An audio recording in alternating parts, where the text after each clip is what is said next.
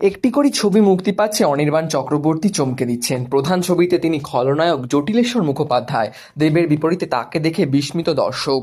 আবার তিনি দেবের সঙ্গে খাদান ছবিতে, এবার তিনি আদিবাসী। সদ্য প্রকাশ্য তার লুক, মাথায় ঝাঁকড়া চুল, গলায় হাসুলি, তীর ধনুক নিয়ে স্থির দৃষ্টিতে তাকিয়ে।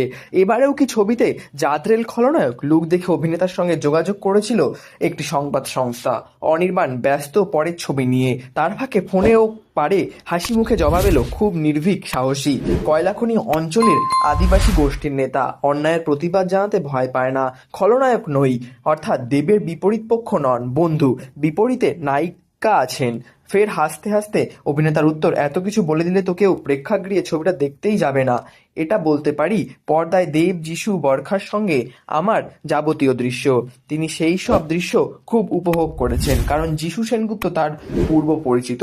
দেবের সঙ্গে একটি ছবি করে ফেলেছেন, ফলে কাজের পাশাপাশি বন্ধুত্ব উদযাপনের সুযোগও ছিল।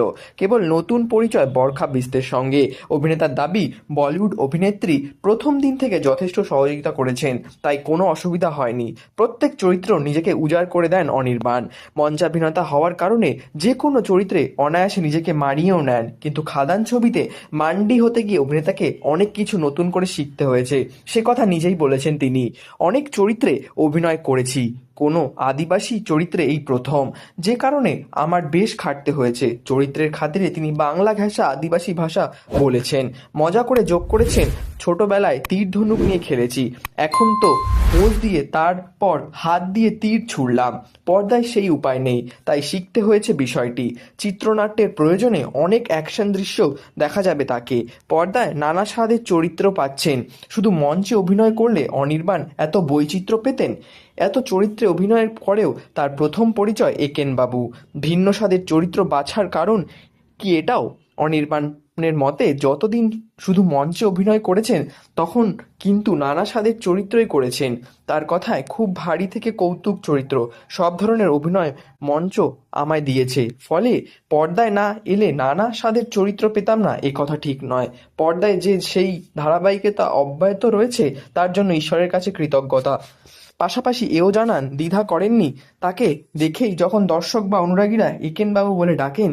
কবে এই চরিত্রকে আবার পর্দায় দেখতে পাবেন জানতে চান, ভালো লাগে তার।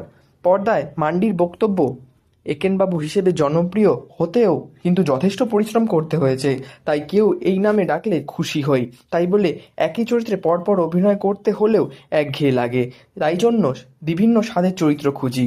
ওগুলো আমার অক্সিজেন। মাঝে মধ্যে বিরতি দিয়ে আবার একেনবাবুতে ফিরলে অভিনয়টাও ভালো হয়। এরকমের নিত্য নতুন আপডেটের জন্য আমাদের চ্যানেলটি সাবস্ক্রাইব করে আমাদের পাশে